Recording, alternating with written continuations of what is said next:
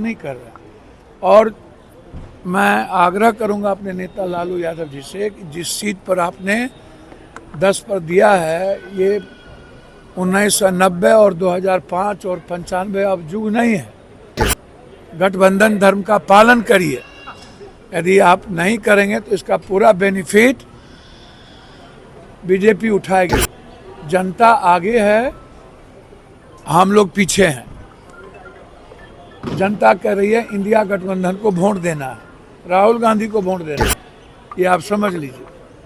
तो इसीलिए हम राहुल गांधी जी का स्ट्रिक्टली आदेश है कि गठबंधन धर्म का पालन हमें करना है।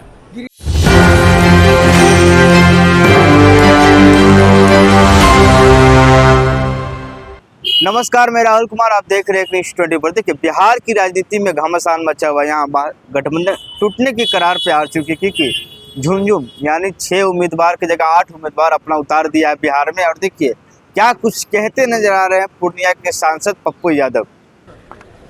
भैया, जिनको बनना है तो बिना कांग्रेस के तो कोई नहीं है ना बनेगा। और राहुल गांधी जी का जो विचार है, दलित, अत्यंत पिछड़ा, एसटी, उसका अनरेस्पेक्ट किसी को नहीं करना चाहिए।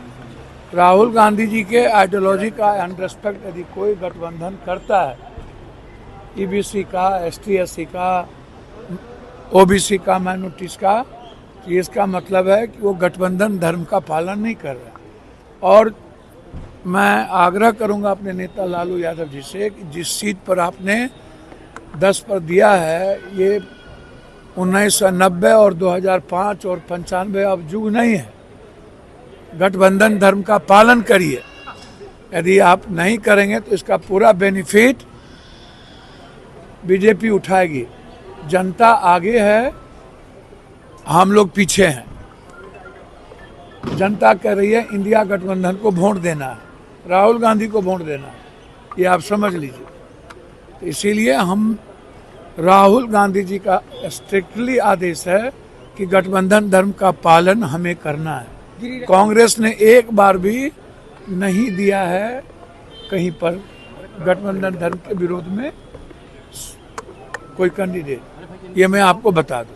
गिरिराज सिंह ने कहा है कि मुसलमान नमक हराम है। गिरिराज बाबू से मैं कहना चाहूँगा कि अंग्रेज के साथ भारत के खिलाफ कौन कौन लोग नमक हरामी किए थे। अपने गिरबान में झांकिए कि नमक हराम लोग कौन थे आज़ादी के में।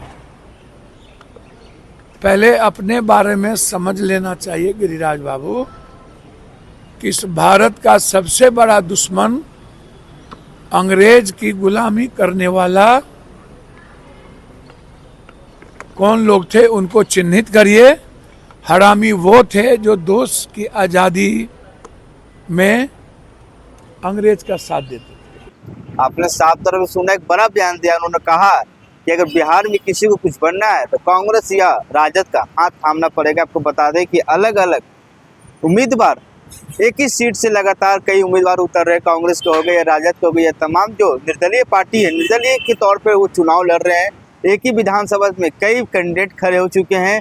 और उन्होंने पप्पू यादव ने साफ तौर पर कहा कि बिहार में सबकी अपनी विचारधारा है, जिनको लोकतंत्र का देश है, जिनको खड़ा होना है वो हो सकते हैं। और इसी तरह तमाम से बने रहे, देखते रहे न्यूज़ 24। धन्यवाद।